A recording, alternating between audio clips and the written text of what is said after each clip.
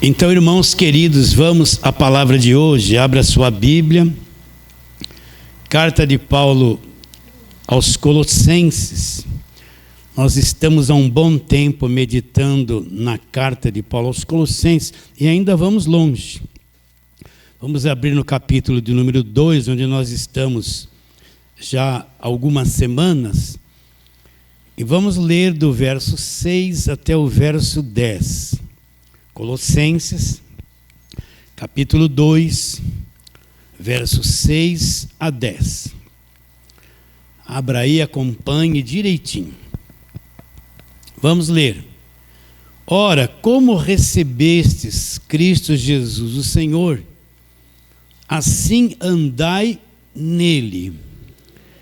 Olha, 3 palavrinhas importantes. Nele radicados e edificados, confirmados na fé, tal como fostes instruídos, crescendo em ações de graça. Agora Paulo alerta: cuidado que ninguém vos venha enredar, prender você numa rede com sua filosofia, vãs sutilezas, conforme a tradição dos homens. Agora olha bem, conforme os rudimentos religiosos, do mundo, e não segundo Cristo. Isso não vem de Cristo, porquanto nele, em Cristo, habita corporalmente toda a plenitude da divindade.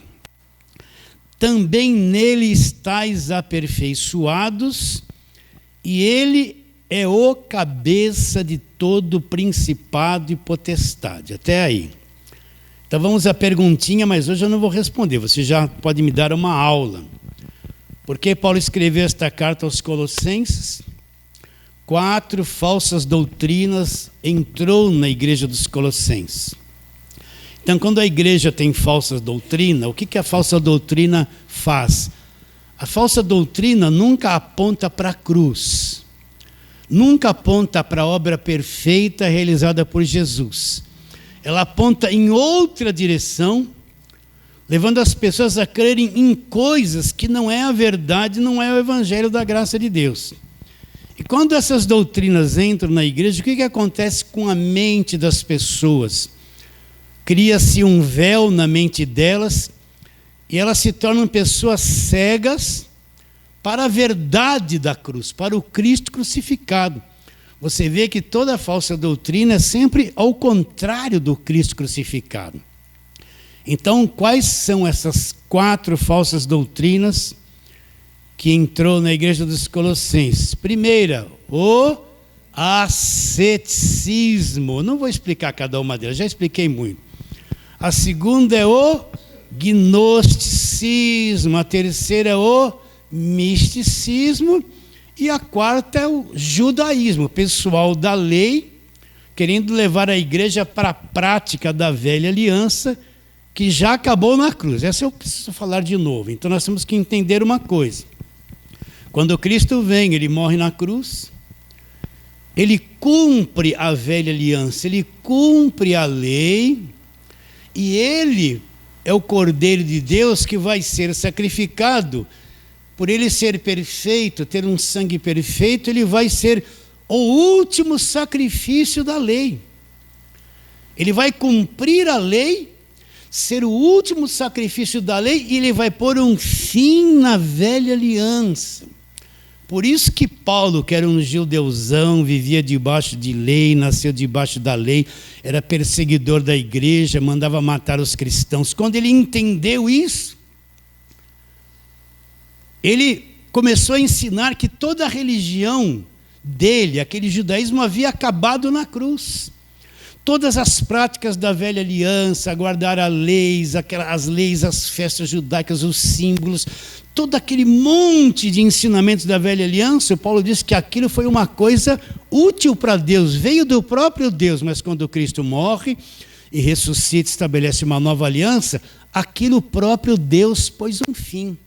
Então, como é que ele fala a respeito disso em Romanos 10:4? Ele diz: porque o fim da lei, o fim do sistema judaico, o fim daquelas cerimônias, o fim do templo, o fim dos rituais, o fim dos símbolos e das festas, e dos sacrifícios e dos votos, da obrigação de ser dizimista, tudo aquilo acabou na cruz.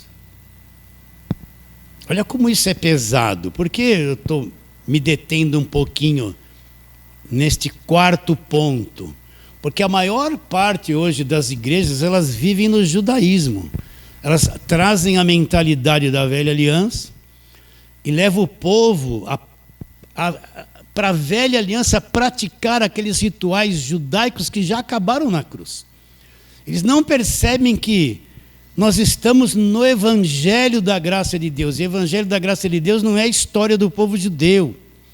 É um novo conhecimento que Deus trouxe através de Jesus Cristo. E começa-se uma nova aliança. A primeira aliança acabou na cruz. E começa-se uma nova aliança. Um novo testamento totalmente diferente de tudo aquilo que foi a velha aliança e o judaísmo. Então, como é que eu tenho que olhar para a velha aliança? Com a ótica da nova aliança. Eu não tenho que olhar para o Velho Testamento e ter que cumprir tudo aquilo e praticar aquilo. Não. Se eu entendo a nova aliança, entendo o Evangelho da graça de Deus, quando eu olho para o Velho Testamento, eu olho para uma aliança que acabou, que não existe mais, que o próprio Deus, que estabeleceu a mesma, pôs um fim nela. E é uma coisa passada, que já não requer mais prática nenhuma a respeito daquilo. Então, o que é que cria o véu? O véu é criado quando eu vivo na mentalidade do Velho Testamento, porque lá tudo era por obras, por esforço, por jejum, por pagar preço, pelo esforço humano. E na nova aliança é pela graça de Deus, não tem esforço humano. Cristo fez tudo por nós e nos deu tudo gratuitamente. Então, para mim começar a entender o Evangelho da graça de Deus, eu tenho que ter como parâmetro esse ponto principal, essa divisão que tem que ser feita. A velha aliança acabou. Nós estamos num novo testamento, numa nova aliança. E a igreja não existia no Velho Testamento. Procura lá a palavra igreja, Velho Testamento. Não, era só a história do povo judeu. Mas a igreja vem existir, composta de judeus que acreditaram e de todos os demais povos, que são os gentios. Ela veio existir no Novo Testamento, surge a igreja, uma coisa que não existia na Velha Aliança. Vocês estão entendendo o que eu estou dizendo? Então, nós estamos na velha aliança. Então, isso também entrou lá no meio da igreja dos Colossenses, alguns tentando levar eles para não pode comer isso, tem que guardar sábado, tem que guardar a lei. Então, Paulo escreve essa carta para dizer o que para eles? Que eles estão muito errados, eles perderam a visão da encarnação de Cristo, da grandeza de quem Cristo é, dos feitos da cruz, e ficaram cegos para a verdade e se voltaram para uma aliança, para doutrinas falidas que mais atrapalham e escravizam do que trazem a verdadeira salvação e libertação para as pessoas. Está bem claro isso na sua mente?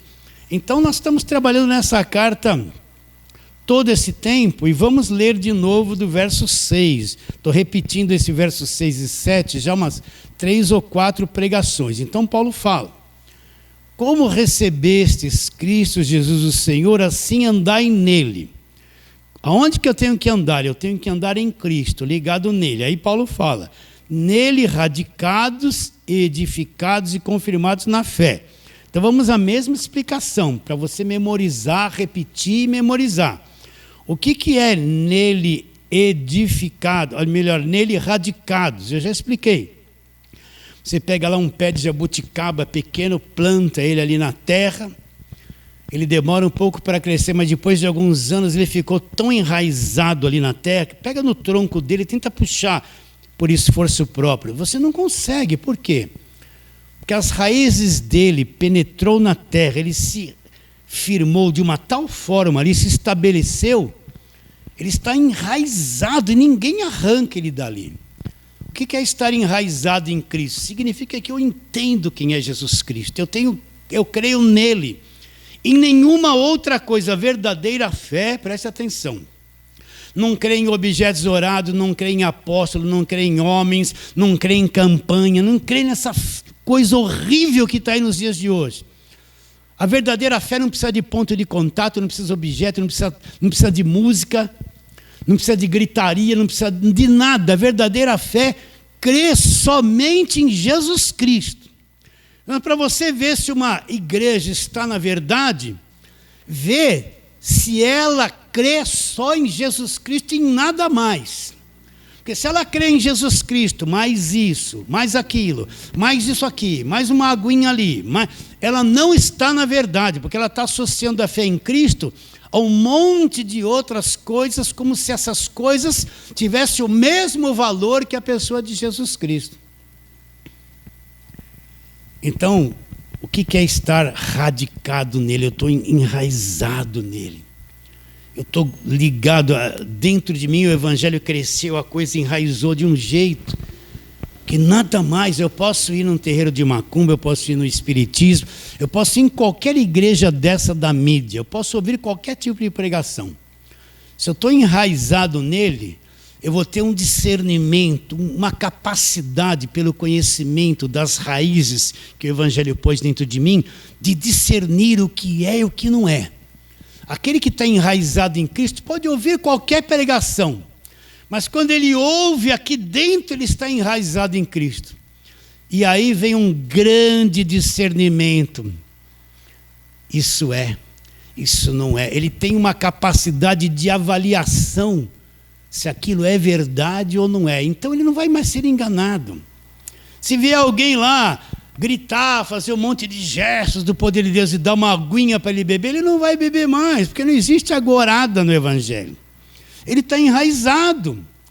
Se ele entrar numa igreja, o indivíduo olhar para ele, você de camisa tal é ele, você, Deus vai te abençoar, vai fazer isso, porque Deus me revela, ele não vai acreditar, porque ele está enraizado em Cristo, ele não vai mais ser enganado.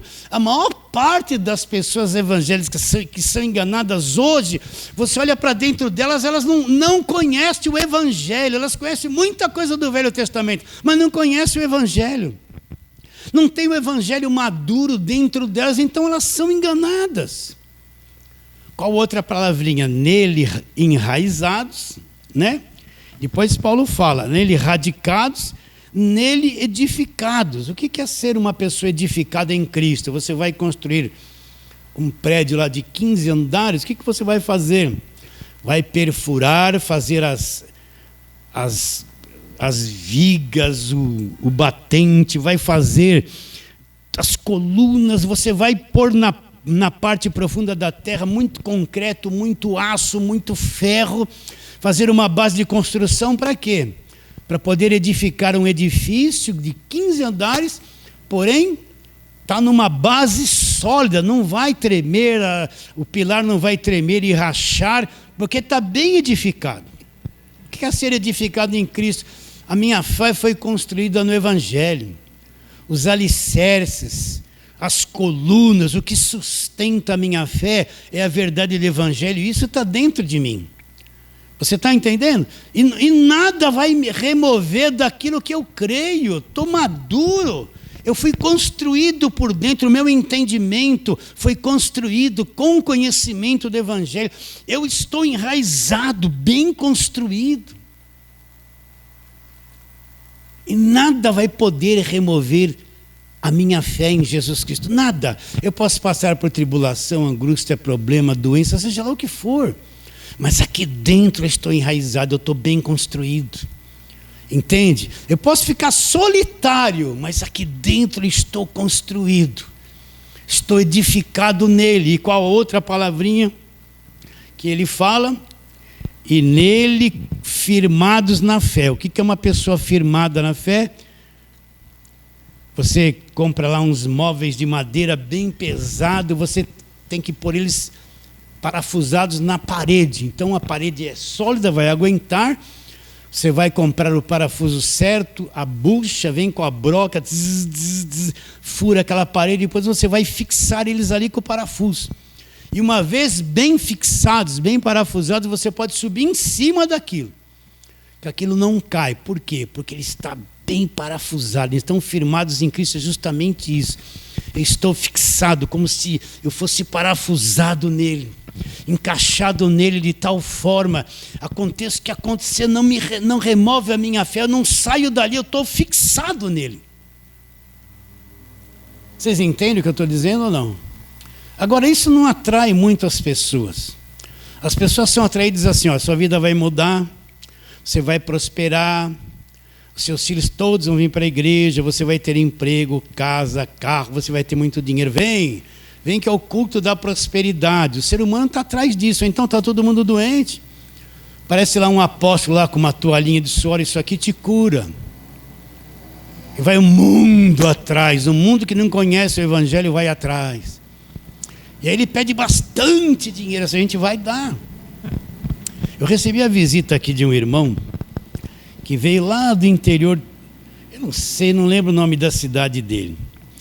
E na família dele tinha uma pessoa muito doente. Muito doente. E veio aqui para São Paulo atrás de um apóstolo que faz milagre. Deu um dinheirão para esse apóstolo. O apóstolo orou e pôs a mão, sabe o ritual todo. E declarou: você está curado, você está curado. Deu um dinheirão. Palavras deles, tá? Não estou inventando isso. Foi para casa, para o interior lá, uma semana depois morreu, não havia sido curado coisa nenhuma. Porque não tinha cura, estava enganado. Vocês estão entendendo?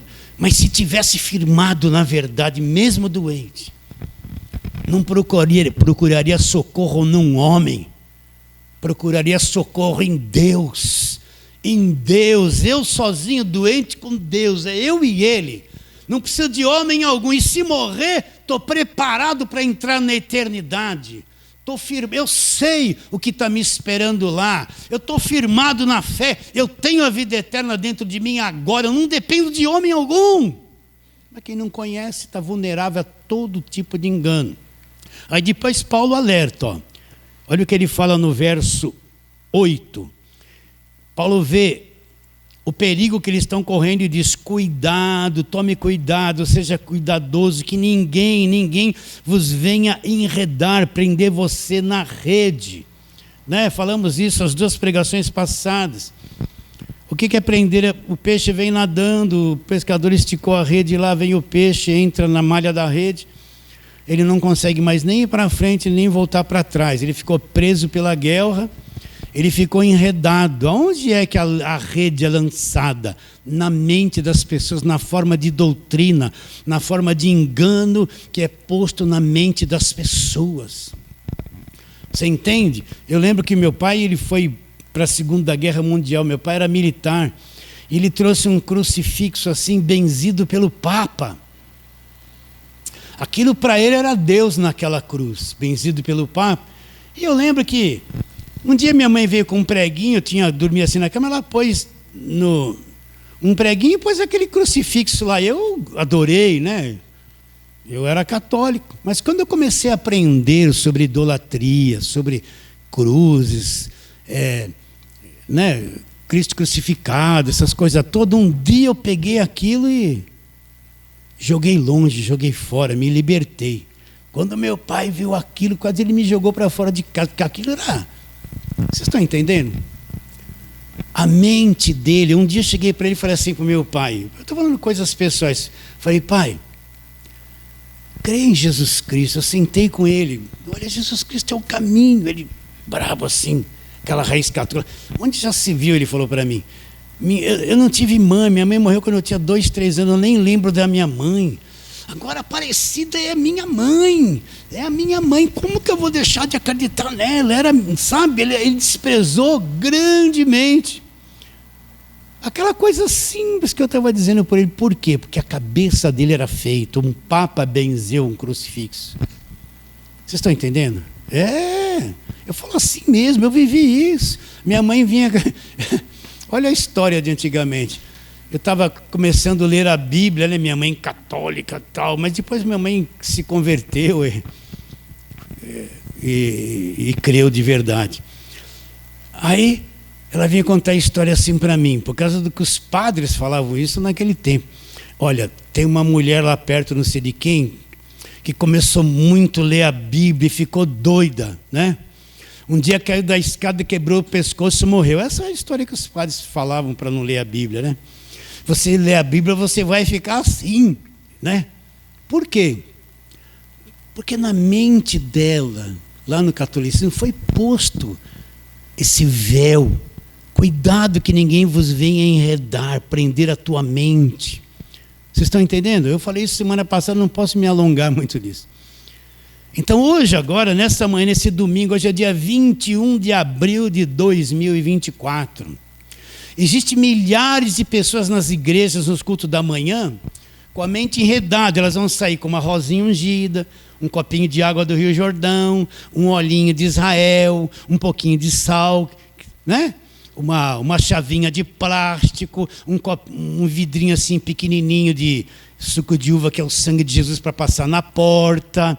Elas vão levar um monte de roupinha lá para alguém orar e trazer essas roupinhas benzidas para casa.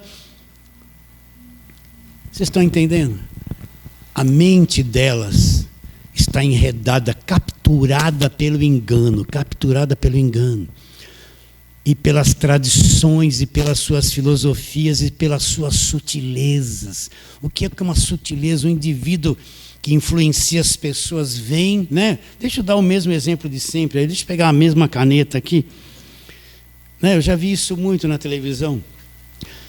Ele é um grande apóstolo, um pregador, seja lá o que for. Ele quer ter uma grande arrecadação. Então ele vem e fala assim: olha, meus irmãos, eu consagrei 3.000 canetinhas dessas no Monte Sinai. E Deus me revelou lá no monte, presta atenção, que quem pegar uma canetinha dessa e tudo que assinar, vai dar certo, é caneta ungida. Agora eu preciso muito de ajuda. Ele vai falar: eu preciso de 100 pessoas com R$1.000, eu preciso pagar o programa de televisão, é para a obra de Deus. Vocês estão entendendo o cenário? E muitas pessoas vão pegar isso aqui, acreditar e fazer o que eles querem que ela faça, porque elas têm é umas coisas sutil. E o homem de Deus é o grande apóstolo, é o grande homem, está falando a verdade, vão obedecer. Por quê?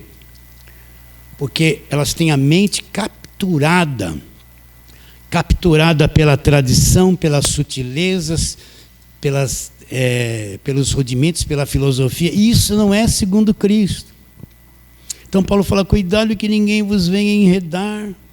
Não seja uma pessoa com a mente capturada, presa por essas coisas. Agora, como não ter uma mente capturada? Quando eu conheço o Evangelho e conheço a verdade. Conhecereis a verdade conhecida vai te libertar. O homem é liberto pelo conhecimento, não é por gritaria de alguém, por imposição de mãos. O que adianta impor as mãos 100 vezes na cabeça da pessoa, se o entendimento dela está capturado na mentira? Ela não vai mudar nada.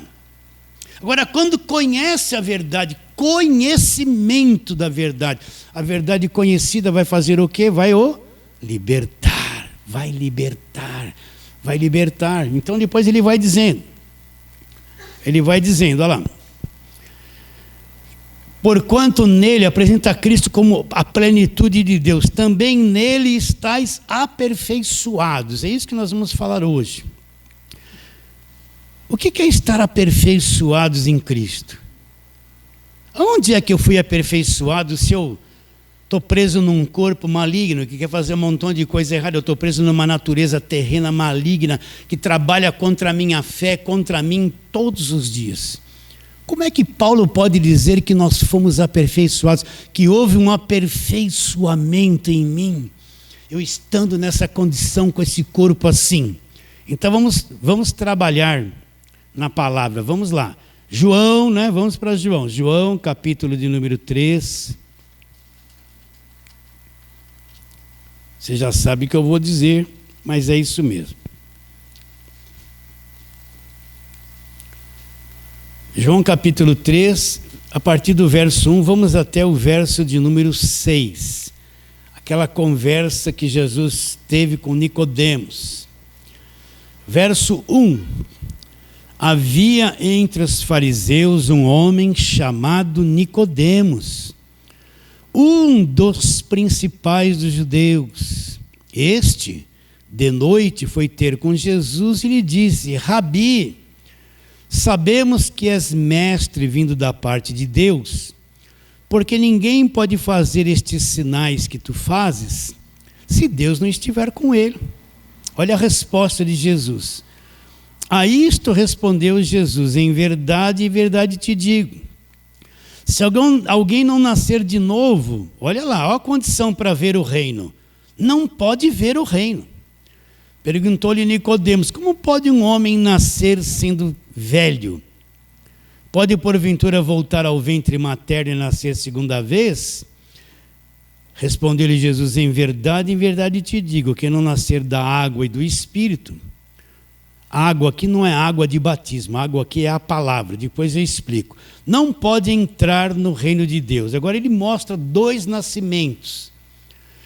O que é nascido da carne é carne. Primeiro nascimento, onde todos nós passamos, nascemos da carne, do ser humano, somos carne.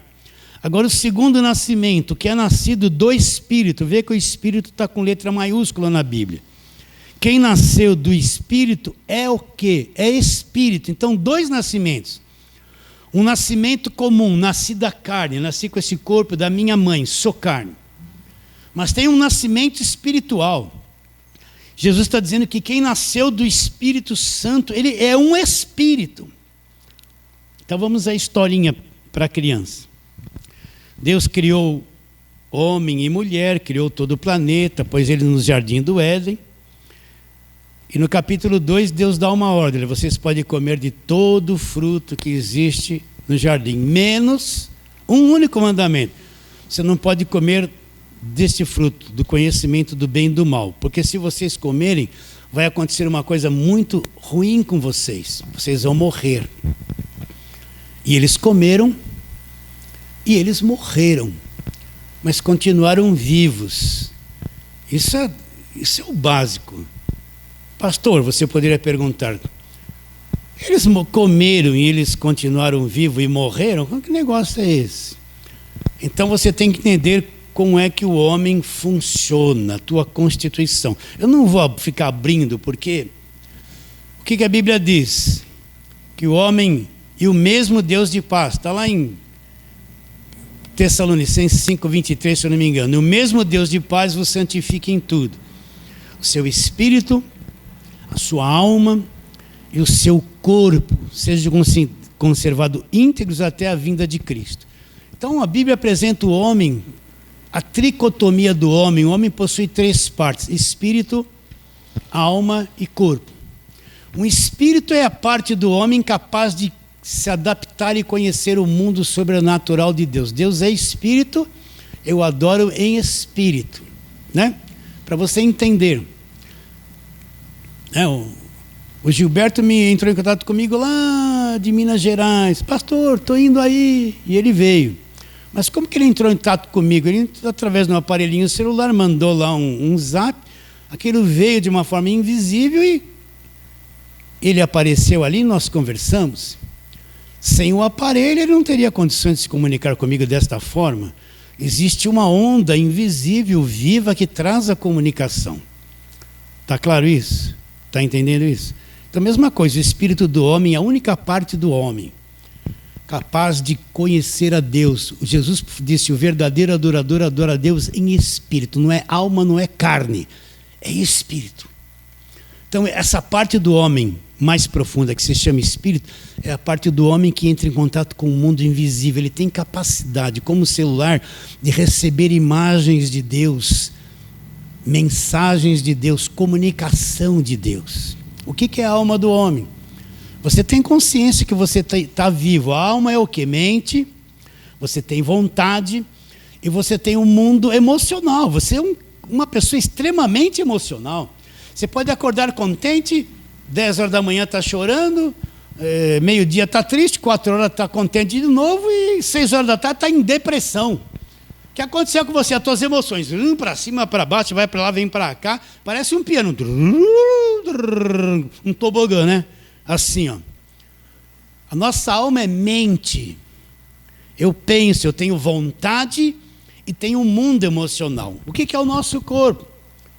Tem quantos sentidos? 5. visão, audição, olfato, paladar e tato.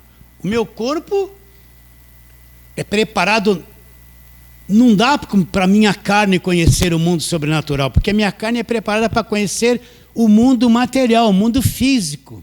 Então, como que eu vou conhecer o mundo físico? Eu toco, eu vejo, eu ouço, eu tenho olfato e eu provo. Está bem claro isso? Mas com esses sentidos, é incapaz de eu conhecer o mundo invisível de Deus, porque o mundo invisível de Deus é espírito. O meu corpo é apto para conhecer a matéria, mas incapaz de conhecer o mundo material. E a alma está ali no meio, entre o corpo e o espírito. Ela recebe influências do mundo invisível e do mundo visível. Expliquei isso rapidamente.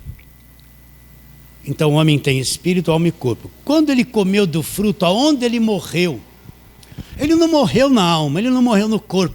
Ele morreu no espírito, aquela imagem, semelhança de Deus, aquele sopro, aquela partícula de Deus que foi posta no homem e o homem viveu. O espírito do homem morreu, ele perdeu o contato sobrenatural com Deus, ele morreu por dentro. E qual o efeito dessa morte na alma e no corpo do homem? A alma do homem foi destruída. Hoje em dia o mundo emocional do homem é tristeza, angústia, depressão. Nunca se vendeu tanto remédio para depressão. Por quê? Porque o homem tem um mundo emocional destruído. Quando o espírito do homem morre, o mundo emocional do homem foi destruído, morreu. As emoções do homem se tornaram pervertidas, o homem começou a sentir um monte de medo, tristeza, angústia, pavor, depressão. É uma coisa horrível. A alma do homem se tornou uma coisa defeituosa, deformada, destruída. A mente do homem foi destruída. A mente do homem perdeu aquela inteligência de Adão que pôs nome em todos os animais que existem, sem repetir, igualar qualquer um. Então a mente do homem foi destruída, o mundo emocional do homem foi destruído. E o corpo do homem se tornou um corpo do pecado. Os desejos legítimos que o homem tinha, que foi dado por Deus, se tornou em lascívia, cobiça, loucura, desejos descontroláveis, homicídio, suicídio. O corpo se tornou o corpo do pecado, o corpo foi totalmente estragado, por isso que ele vive alguns anos e ele morre. Ele morre. Por isso a morte existe. Por um homem entrou o pecado do mundo e pelo pecado entrou a morte passou para todos, porque todos pecaram. Então nós nos tornamos isso, morreu no espírito. O mundo mental e emocional do homem foi pervertido. Paulo fala que a loucura do homem, a sabedoria do homem é loucura diante de Deus. E o corpo se tornou o corpo do pecado. Contrário à vida espiritual, se agarrou nos seus desejos e paixões e vive só para se satisfazer. Só para se satisfazer. Então esse ser homem se tornou depois do pecado um ser destruído, um caos, e se afastou de Deus. As trevas profundas nasceram no coração dele. Está bem claro isso? Agora vem Nicodemos conversar com Jesus, conforme acabamos de ler. Nicodemos era um fariseu, um judeuzão, mestre em Israel, ensinava a lei, era bem, tinha uma posição social elevada no meio da nação. Tinha conhecimento da Bíblia até então, tudo, ensinava. Ele vê Jesus, esses sinais que tu fazes só pode ser Deus. O que Jesus disse para ele? Olha, Nicodemos, se você não nascer de novo, se você não nascer do alto, outra tradução, não nascer de Deus, você não vai ver o reino. Você pode ter muito conhecimento teológico, religioso, você pode ser um judeu guardador da lei, ser benquisto na sociedade, ter uma posição social elevada, mestre de todo mundo, muito conhecimento, mas você está morto. Você está morto. Você é um religioso morto no espírito. Se você não nascer de novo, você nunca vai ver o que é o reino de Deus. Nunca. Então eu afirmo para você, todo ser humano que nasce aqui na terra nasce morto, espiritualmente morto. Desde aquela criancinha bonitinha, que vem com aquela gracinha, depois vira a víborazinha, né? Quer mandar em tudo e chore. Qualquer um que você encontrar, se não nasceu de novo, você pode dizer: eis aí um morto, ele está vivo na alma e na carne. Mas para Deus ele é morto. Então você vê os mortos se destruindo, se roubando, mandando bomba um em cima do outro, destruindo as nações. Entende? Roubando, não se preocupando com a miséria de ninguém. São os mortos. São os mortos. Aquele jovem falou: deixa primeiro eu sepultar o meu pai, para mim depois te seguir. O que Jesus disse para ele? Deixa os mortos sepultar os seus mortos. Você vem e me segue. Jesus qualificou que toda aquela gente era tudo morto, sepultando morto. Então você tem que entender que quem não nasceu de novo, ele é morto. Ele não vai ver o reino, ele é incapacitado de se comunicar com Deus. É como um celular que se estragou. É celular, mas está morto. Perdeu a capacidade de comunicação, de ter vida. Está bem claro isso? Isso é o beabá do evangelho, que no comecinho, em vez de fazer campanha, tem que ensinar para as pessoas sobre isso. Então, todo ser humano que não nasceu de novo é um monstro. Se você pudesse ver a alma do homem, que você não pode ver. Mas se você pudesse ver a alma do homem, você ia ver os monstros. Um com ódio a mais, outro com ódio a menos. Um briguento, o outro avarento. A alma, às vezes a pessoa é bonita por fora, mas é um monstro na mente e nas emoções. É filme de terror. Se pudesse aparecer um pouquinho, todo esse terror que aparece, esses caras tudo torto aí, é fichinha perto do que o homem é por dentro. Você já se deparou como você é por dentro? Horrível, egoísta, mentiroso, briguento. Eu estou falando para mim isso, não vai falar assim: pastor, sabe alguma coisa da minha vida, está falando isso. De jeito nenhum, não sei nada. A não ser aquilo que você me disse, eu não vou vir expor você em nada aqui nunca. Então todo ser humano nasce morto. Está bem claro isso dentro de você? E se não nascer de novo, não vê. Não vê. Não vai acontecer. Então, volta ali para o texto de Nicodemos. Vamos ler de novo com calma.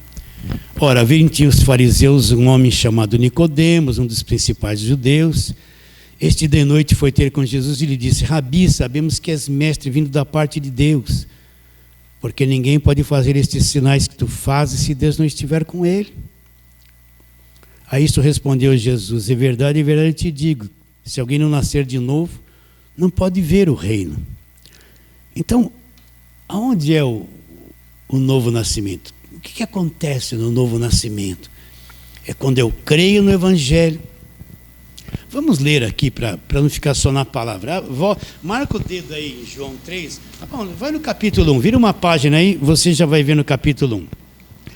Capítulo 1, vamos ler a partir do 11, mas a tônica está no verso 13. João 1, 11, verso 13.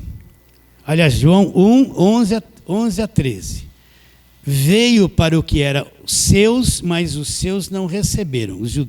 Deles eram os judeus não receberam. Mas a todos quantos receberam, deu-lhes o poder, olha lá, deu-lhes o poder de acontecer o que com eles? Serem feitos filhos de Deus. Quem? Aqueles que acreditam no seu nome. Agora ele vai falar do novo nascimento, os quais não nasceram do sangue, nem da vontade da carne, e nem da vontade do homem, mas eles nasceram de quem? Quem os gerou? Mas nasceram de Deus. E o verbo se fez carne, habitou entre nós, cheio de graça e de verdade, e vimos a sua glória, glória como do unigênito do Pai.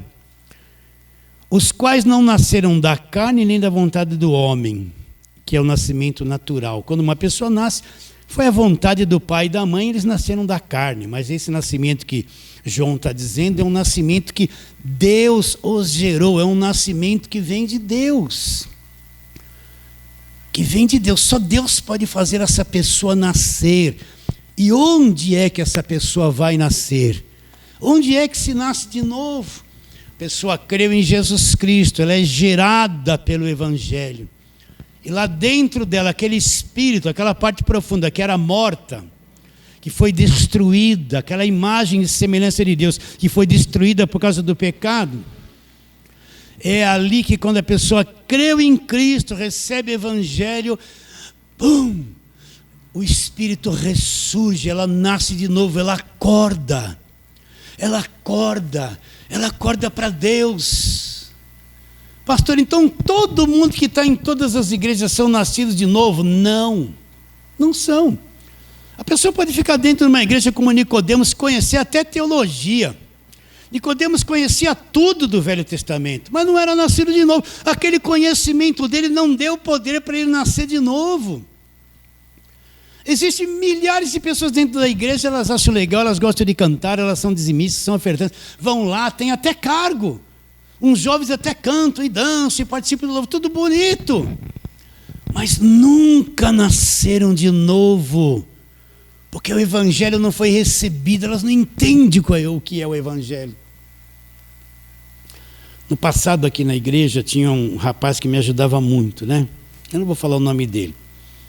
Aí ele começou, ele nem, sabe, quando o pastor lida com alguém mais novinho, alguém mais novinho às vezes está com muita boa vontade de fazer as coisas, mas ele precisa de uma direção de alguém mais maduro. Geralmente o mais novo que quer fazer a obra de Deus, ele se torna um pouco arrogante, ele acha que já sabe tudo, né? Porque às vezes ele aprendeu a falar bem, daqui a pouco ele acha que tudo que ele acha é perfeito, mas ele tem que passar pelo conhecimento de um irmão mais velho para dar uma direção. Por isso que para ser um pregador, né? A pessoa aceita Jesus ontem, hoje já é missionário e está pregando, mas não aprendeu nada. Vai pregar o quê? Aí começa, Deus me revela, Deus manda te dizer, receba. Só vive nessa bobeirada toda. Então, ele queria fazer umas coisas e estava brabo comigo. Eu falei, meu irmãozinho, é necessário nascer de novo, tenha paciência. Toda a sua boa intenção é boa, mas eu já passei por tudo isso, tem esse problema aqui que você não conhece, esse aqui. Lá vem o senhor, precisa nascer de novo.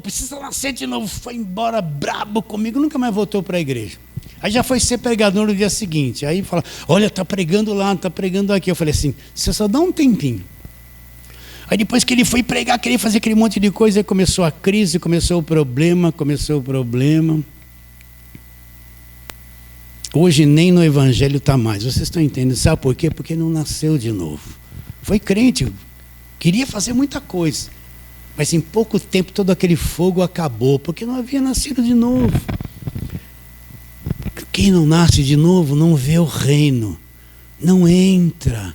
Ele é religioso, ele pode ter um curso de teologia na mente, ele pode estar até ensinando numa classe, ensinando mente, mas aqui dentro ele não vê o reino. Ele não vê o reino. Então, vamos continuar aqui na leitura. Volta lá para João 3 de novo. Olha a compreensão. Nicodemos conhecia Gênesis 3, a queda do homem, que o homem havia morrido. Conhecia, mas não entendia nada da linguagem de Jesus Cristo. Verso 3. A isto respondeu Jesus: em verdade, verdade te digo, se alguém não nascer de novo, não pode ver o reino. Então, quando a pessoa nasce de novo, o espírito dela brota, é despertado, ela acorda, ela começa a ver o reino, começa a entender o Evangelho. Ela vivia fazendo campanha, voto, sacrifício, coisa orada, se matava lá, queria fazer aquilo, tudo era maravilhoso, gostava dos apóstolos, dava todo o dinheiro dela. Eu estou servindo a Deus. Mas quando nasce de novo, faz assim, plum, ela enxerga a verdade. Quando ela olha para aquilo, como eu vivi escravizado, como eu era cego, não via nada. Por quê? Porque agora nasceu no Espírito. Ela passa a ver o reino, ela passa a entender o reino. Ela passa a se comunicar com Deus, entender a verdade. Ninguém precisa dizer que o Evangelho é verdade, porque dentro dela agora ela sabe, ela entrou no reino e está vendo o reino de Deus. Não é? Então, muitas vezes nós, crentes, ficamos decepcionados. Eu tenho que falar isso para ajudar alguém com os filhos, porque desde pequeno a gente trazia os filhos na igreja, a gente achava tudo santinho. Eles cantavam sou uma florzinha que Jesus bate palminha, né? Aí os pais olhavam assim, meus filhinhos, tudo na igreja, que coisa maravilhosa, né? Aí eles cresceram um pouquinho, vinham, declaravam algumas coisas na frente, cantavam, né? Mas depois que eles crescem, começa um conflito grande. Por quê? Porque a velha natureza de quem não nasceu de novo, ela vem para fora. Então, até os pais terem domínio sobre eles, os pais os traziam na igreja, mas quando eles crescem, ficam um pouquinho independentes do pai, ou ficam marrudos, eles não querem mais saber de igreja, eles querem cair para o mundo, porque eles não nasceram de novo, eles foram só religiosos durante a infância. Eles começam a gostar das coisas do mundo, os homens começam a olhar para a mulherada para os homens, eles não querem aquele cara da igreja santo, que só fica assim. A mulherada quer um cara mais tatuado, mais tchan, mais fitness, né? E os meninos também não querem aquela irmã da igreja com aquele cabelão, ela quer aquela loira esvoaçada. Aí eles começam a fletar com o pessoal do mundo, daqui a pouco o que vai acontecer? Eles não querem mais saber de igreja, a igreja se tornou uma canseira. Aí eu vejo pais que falam assim: pastor, eu criei meu filho na igreja, ele cantava no coralzinho, ele fazia isso, fazia aquilo, agora o diabo levou. Eu falo: não foi o diabo que levou, não. Foi a natureza dele, ele nunca nasceu de novo. Hoje eles estão tudo marmanjão, agarrados no mundo, não quer saber da igreja de jeito nenhum. Não é? Aí vai, que decepção, o diabo, vou guerrear contra o diabo, vou lá numa igreja lá fazer campanha para a família, vou pegar por um nome deles nos envelopes, por R$1.000 em cada envelope, agora eles vão vir para a igreja. Vai, pode pôr 1.000, 2, 3, 10, pode pôr tua casa lá. Se não nascer de novo, eles não vão vir. Mas meu filho parece um capeta. Eu falei: não, ele não é capeta, ele é uma víbora crescida, a natureza ruim está nele. E ficam tudo assim. Aí vão para aquelas igrejas: não, está amarrado o diabo está na vida, ele está amarrado, traz ele aqui. Aí o menino vai lá com aquela cara já com piercing, aqui, uma tatuagem e tal, olha para a cara dele e já está assim, não quer saber de nada. Olha aí, é o demônio no piercing. Quer usar piercing? Usa. Eu não tenho nada contra piercing. Quer tatuar a tua testa, tatua. Eu não tenho nada contra a tua tatuagem. Você é livre para fazer o que você quer. Não estou condenando ninguém. Aí chega aquele moço tatuado com um piercing aqui, uma cruzinha pendurada aqui, outro 3 furinhos aqui, malhadão. Ah, pastor, esse é meu filhinho. Ah, é aquele que vinha, que cantava a florzinha de Jesus. É. Nossa, como você mudou, hein? Peraí, é agora. Põe a mão na cabeça. Demônio da tatuagem, demônio do piercing, demônio, sai liberto, vai liberto. Ele não volta para a igreja. Mas eu pus 10 mil no envelope, campanha da família, pus o nome do meu filho, ele não veio para a igreja. E nem vai vir. Por quê? Os pais são um consolo para os pais. Porque eles nunca nasceram de novo, eles foram criados dentro da igreja, tal, depois de um tempo somem. E assim são muitos crentes, vem, rodeia, ouve, reclama alguma coisa, depois de um tempo parece que não tem mais fogo. Eles param, se tornam críticos da igreja, de tudo, não conseguem mais se encaixar em nada. E eu fico surpresíssimo, que às vezes pessoas que eu achava que tinham nascido de novo, nunca nasceram de novo. Nós tivemos aqui na igreja no começo, bastantes jovens que se vestiam de palhaço, faziam tanta coisa, né? Uma mocidade boa. Hoje, eu procuro alguns deles que estão até hoje firmes, quase todos caíram nos seus caminhos, uns foram beber demais. Agora, quem encontrar eles, vai nesses lugarzinhos à noite, você vai encontrar muitos deles lá tomando todas. É verdade, estou falando por experiência própria. Nunca nasceram de novo. De vez em quando a minha esposa está passando assim: olha lá aquele irmãozinho, lembra que ele ia na igreja, aquela moça ia na igreja, lembra? Nossa, ela cantou lá, a gente olha assim, vê aquela pessoa vazia andando ali na Guapira, fala: meu Deus, nunca nasceram de novo, foram só religiosos. Por quê? Porque quem não nasceu de novo não vê e não entra. Não vê e não entra. Vocês estão entendendo? Não vê e não entra, tanto dentro da igreja quanto fora. Então, onde é que a pessoa nasce de novo? Naquela parte que ele morreu por dentro, no espírito. Quando ele crê em Cristo de verdade, ele entra em contato com a verdade do Evangelho, o Espírito Santo vem e gera nele aquele novo espírito, o Oh, desperta o espírito, como você quer entender? E aí ele acorda, como sair de um período de hibernação. Estou entendendo o evangelho. Ai, como é gostoso o evangelho. Nossa, como eu estou mudado. A minha cabeça está mudando.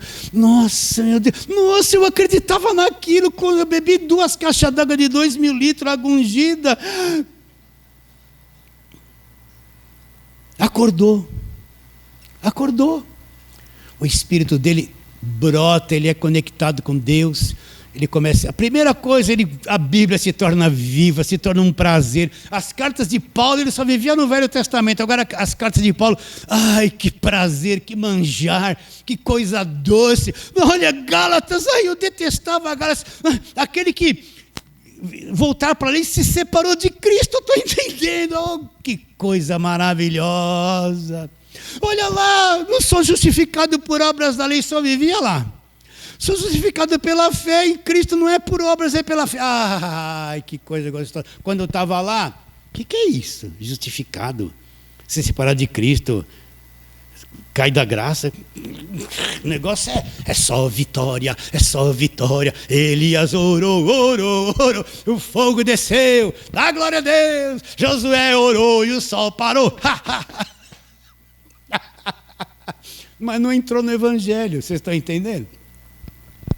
Agora, quando nasce de novo, que coisa linda, você nasceu de novo, ai, olha que prazer, eu falo assim para você aqui dentro, meu Deus, que coisa linda, gostosa é o evangelho, né?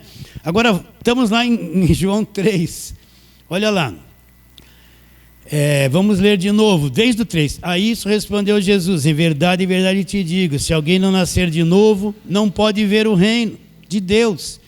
Olha a mente de Nicodemos, ele conhecia a queda do homem, não sabia nada sobre isso.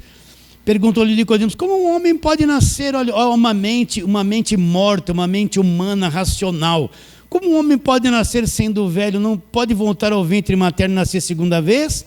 Respondeu-lhe Jesus, em verdade te digo, quem não nascer da água e do Espírito não pode entrar no reino de Deus. Olha os 2 nascimentos. O que é nascido da carne é carne. Nós nascemos na carne, primeiro nascimento. Mas quem nasceu do Espírito Santo é um Espírito. Nós somos Espírito. Pastor, mas já me perguntaram assim, não está dizendo ali? Em verdade vos digo no versículo 5. Quem não nascer da água e do Espírito não pode entrar no reino. A água tem que se batizar, pastor, afundar a pessoa na água. Senão ela não vai nascer do Espírito, nem salva ela é. É isso que ele está falando? Não. Água aqui é a palavra. Vamos provar isso? Vai lá em Efésios capítulo 5, vamos lá. Marca aí, João, que nós vamos voltar. Efésios capítulo 5. Para você ver que na ótica de Paulo, a água não é água de batismo, é palavra, nascer da palavra. Conhecimento vem e você nasce de novo pela palavra. Palavra e Espírito faz você nascer de novo. Efésios 5, deixa eu chegar lá. E vamos ler aqui, verso 22. Mas não vou falar de marido e mulher, tá? As mulheres, Efésios 5, 22. As mulheres sejam submissas ao seu próprio marido, como convém ao Senhor, porque o marido é o cabeça da mulher, como também Cristo é o cabeça da igreja, sendo este mesmo salvador do corpo. Como, porém, a igreja está sujeita a Cristo, assim também as mulheres sejam sujeitas, ou melhor, sejam em tudo submissas ao seu marido. Maridos, amai a vossa mulher como também Cristo amou a igreja, assim mesmo se entregou com ela. Agora presta atenção. Para que a santificasse, tendo-a purificado por meio da lavagem de água pela palavra. O que Paulo está dizendo depois de falar do marido e mulher? Que a igreja foi purificada por meio da lavagem da água pela palavra. Apresenta a palavra como uma água que vai lavando, a pessoa está toda presa na religião, não está salva, vem a pregação do evangelho, a palavra vai lavando a vida dela, vai tirando toda aquela sujeira religiosa, falso evangelho, mentira, escravidão, lavagem da água pela palavra. Então quando ele fala nascer, vamos lá de novo, vamos lá, João 3, vamos lá. Quando ele fala quem não nasceu da água e do Espírito não é água de batismo. O batismo na água não vai fazer ninguém nascer de novo, não traz salvação, não tem nada a ver com isso. Respondeu-lhe Jesus, verso 5. Em verdade te digo, quem não nascer da água e do Espírito não pode entrar no reino. Então, por que ele está dizendo isso? O que é nascer da água e do Espírito? Eu vou ouvir a palavra, Jesus, eu vou ouvindo a palavra, agora vem o Espírito Santo e gera aquilo dentro de mim. Então, a palavra e o Espírito, eu entro no reino, eu vou nascer de novo. Por isso ninguém nasce de novo sem conhecimento. Você teve que ouvir. Você teve que ouvir um dia, uma hora, não sei como, ouviu e o Espírito veio, gerou, nasceu de novo. Pastor, você pode dizer, de vez em quando alguém fala comigo assim, pastor, é 20, 30, 15. A semana passada mandou um lá, 15. Pastor, 15 anos preso nessas coisas que o senhor fala. Agora, depois, ouvindo a pregação do Evangelho da Graça, agora eu me libertei, me sinto salvo. 15 anos. Quando a palavra vem, a palavra da verdade, e vem o Espírito e a junção do conhecimento, o Espírito Santo vem e me faz nascer de novo, gera dentro de mim aquela parte que Adão perdeu, o Espírito, a imagem e semelhança de Deus. É a coisa mais linda que existe. Então, quem não aconteceu isso, não pode entrar no reino, não tem compreensão. Você pode falar 1000 coisas da Bíblia que ele está na cabeça dele, mas quando você começa a pregar o Evangelho da Graça, chega para ele que está tudo é demônio, tudo é diabo, tudo é batalha, tudo tem um capeta, tudo tem uma superstição. Meu irmão, ele nos libertou do império das trevas, você é livre, e transportou você para o reino, você é livre. Porque ele está buscando uma libertação. Tem demônio na mente dele todo dia, tem demônio na casa. O marido não quer vir no culto, é endemoniado. A esposa não quer vir no culto, é endemoniado. Os filhos, é assim que os pastores deles falam, tudo é endemoniado. Se não faz o que a igreja quer, é endemoniado. Tem um encosto. O encosto, né? Eles não falam encosto, que nem se fala na macumba.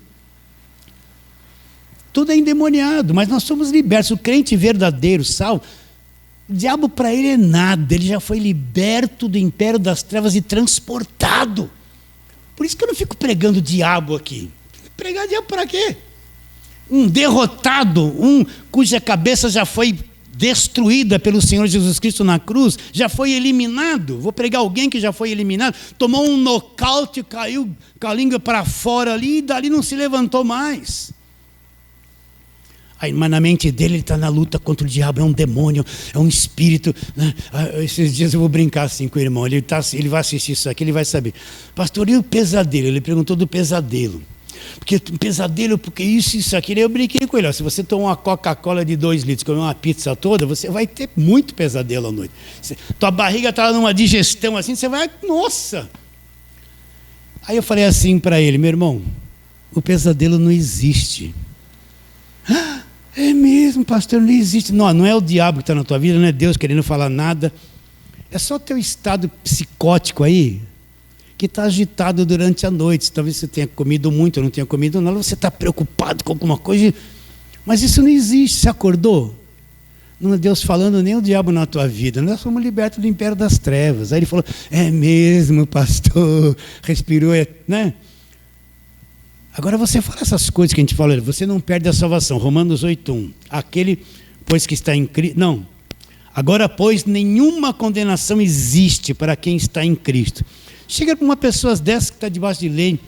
A salvação não se perde, eu nunca vou me perder. Ele me salvou e me mantém salvo até o fim. Ele vai olhar para você e falar, está amarrado, está do diabo isso aí. Eu estou lutando para ser salvo. Se eu der uma mancadinha, eu já vou perder a salvação. Está dizendo que a salvação não se perde. Ele não conhece nada da cruz, do sangue derramado, do sacrifício perfeito e da salvação mesmo. Então ele acha que ele mantém a salvação, ele tem que lutar muito. Se ele falhou no dia, ele perde a salvação. Por quê? Porque não nasceu de novo, ele não capta essas verdades no espírito dele. Não capta essas verdades. Então quando você vê, levanta a mão, pega, passa aí, você faz aquilo, você vai olhar assim e falar, coitadinha dessa pessoa, não nasceu de novo. Não enxerga ainda. E uma coisa que vai te deixar estarrecido, você vai abrir os olhos de pavor. é que você vê tanta gente na igreja que nunca nasceu de novo. Isso que dá medo. Não é um medo de medo, preocupação. Tanta gente na igreja, templos lotados. Quando você vai ver o que o principal crê, ele nunca falou nada de nascer de novo para essa gente. Estão crendo em ilusões, estão sendo explorados, manipulados na igreja, manipulados politicamente. E não nasceram de novo. Então, caminhando já para o fim, hoje eu me estendi, olha lá, verso de número 6. O que Paulo fala para Nicodemos? Nicodemos, olha, verso 5, respondeu Jesus: em verdade te digo, quem não nascer da água e do Espírito não pode entrar no reino de Deus.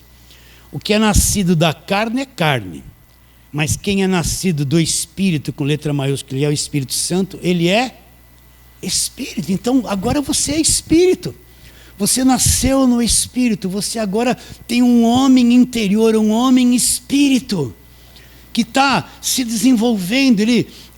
Isso para te responder, porque ele fala assim, ó, fostes aperfeiçoados nele, já fomos aperfeiçoados nele, né? Só para, você é um homem Espírito, dentro de você é um homem interior, um homem nascido de Deus, um homem novo. Eu não vou ter tempo, mas deixa eu pegar só um. Vamos lá para segunda carta de Paulo aos Coríntios, capítulo número 4. Vamos lá, 2 Coríntios 4.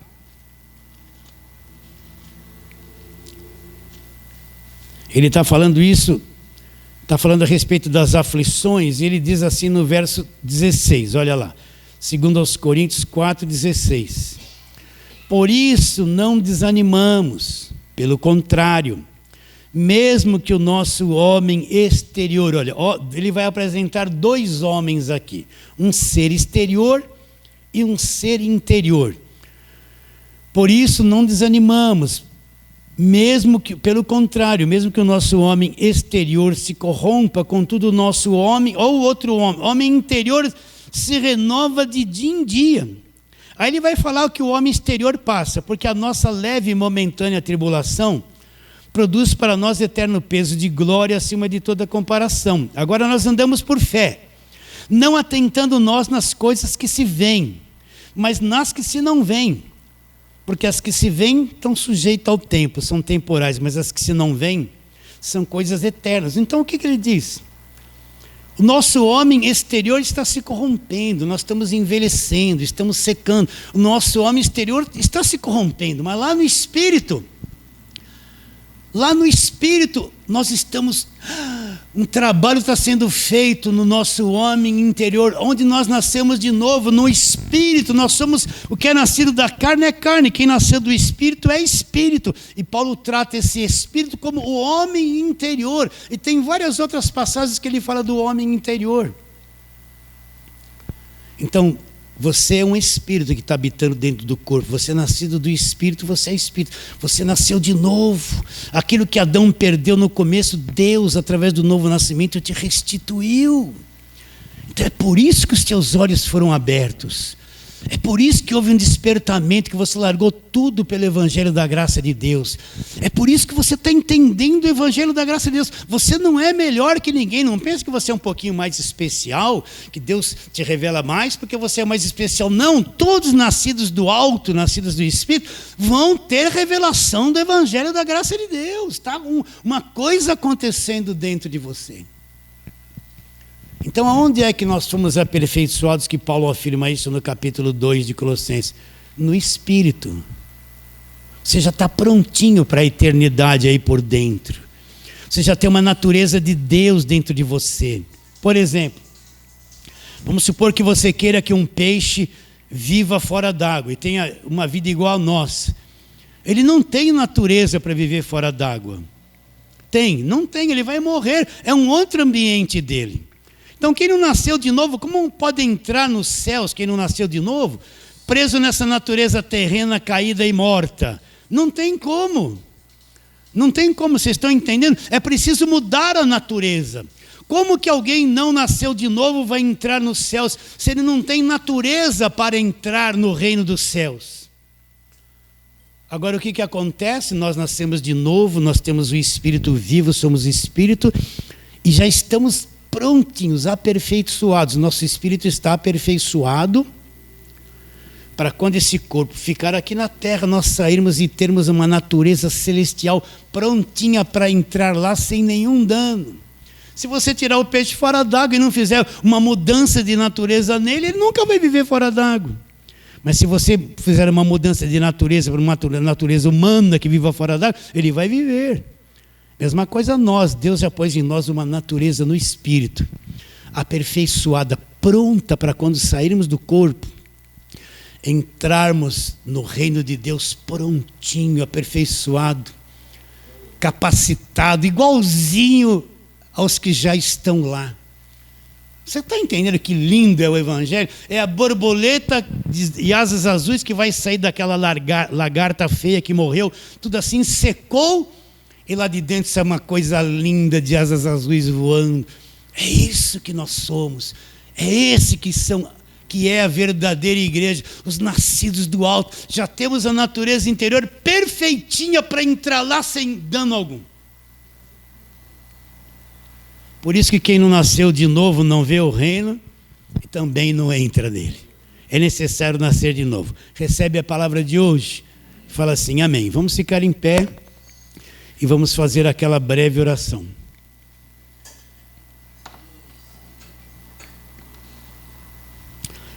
Feche os seus olhos um pouquinho, se assim você desejar, e vamos orar. Senhor, é um prazer estar na tua presença.